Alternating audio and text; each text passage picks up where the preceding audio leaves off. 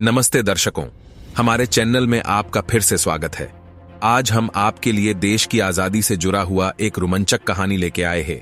इस कहानी के नायक नेताजी सुभाष चंद्र बोस, उनके अदम्य साहस और बलिदान के बारे में हमने बहुत कुछ सुना है। आइए सुनते हैं नेताजी और आजाद हिंद फौज की एक कहानी। हमने विभिन्न पुस्तकों और समाचार पत्रों से जानकारी एकत्रित की है और आपके लिए यह वीडियो बनाया है। जितना हो सके हमने इस वीडियो को सही और शुद्ध जानकारी के साथ बनाया है। आइए एक नजर डालते हैं। द्वितीय विश्व युद्ध के प्रकोप के बाद जापान ने दक्षिण पूर्व एशिया पर आक्रमण किया। उस समय इस क्षेत्र में 70,000 सैनिक तैनात थे, जिनमें से अधिकांश मलायन तट पर थे। जापान ने एक लाइटनिंग अभियान चलाया, जिसकी परिणति 1942 में मलय प्रायद्वीप और सिंगापुर के पतन में हुई।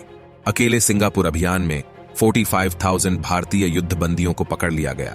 युद्ध के इन कैदियों से ही जापानियों ने एक सहायक सेना बनाने का फैसला किया, जो अंग्रेजों के खिलाफ लड़ेगी।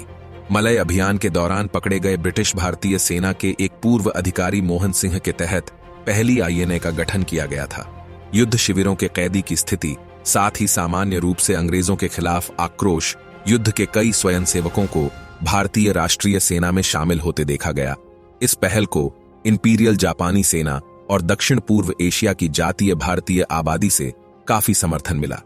हालांकि भारतीय राष्ट्रीय सेना की स्वायत्तता के संबंध में मोहन सिंह और जापानी सेना कमान के बीच असहमति के कारण दिसंबर 1942 में पहली आईएनए का विघटन हुआ।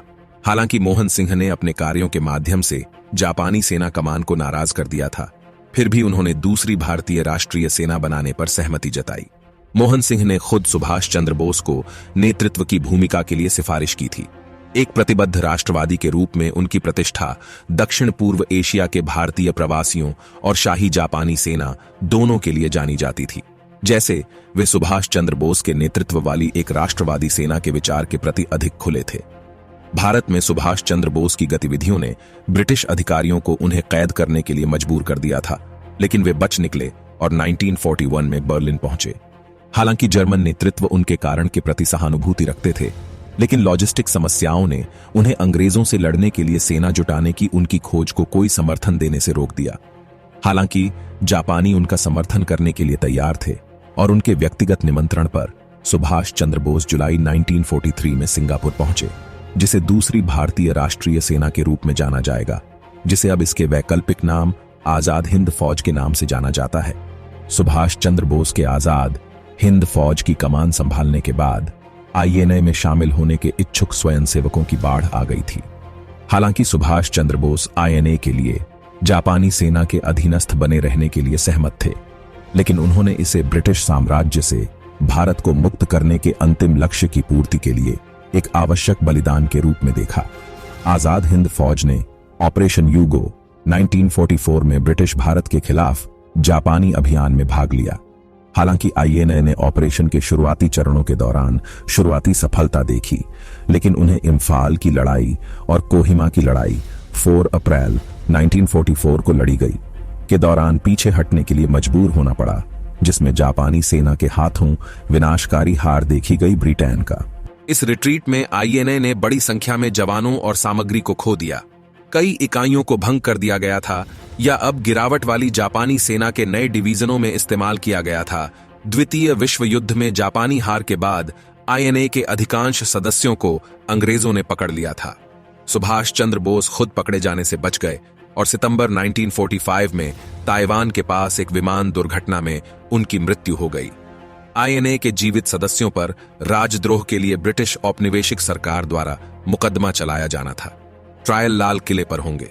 हालांकि लाल किले के परीक्षण को सार्वजनिक करने का उनका निर्णय अंग्रेजों की ओर से एक गंभीर गलत साबित हुआ, क्योंकि इसने स्वतंत्रता संग्राम की संपूर्णता के दौरान राष्ट्रवाद की एक नई लहर को जन्म दिया।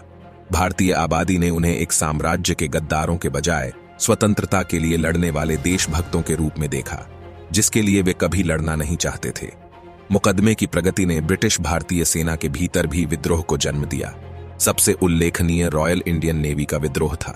हालांकि विद्रोह को जल्दी से दबा दिया गया था, लेकिन अंग्रेजों ने महसूस किया कि वे प्रभावी रूप से उसी संस्था का समर्थन खो रहे थे जिसने उन्हें इतने लंबे समय तक सत्ता में रखा था। यह सुरक्षित रूप से कहा जा सकता है कि हार में भी भारतीय राष्ट्रीय सेना ने अपने औपनिवेशिक उत्पीड़कों के खिलाफ जीत हासिल की। दोस्तों, आपको यह वीडियो कैसा लगा? हमें आपके कमेंट का बेसब्री से इंतजार है। साथ ही अगर आप इस चैनल में नए हैं तो कृपया इस चैनल को सब्सक्राइब करें और हमारे चैनल को आगे बढ़ाने के लिए इस वीडियो को लाइक, शेयर करके हमारी मदद करें। जय हिंद।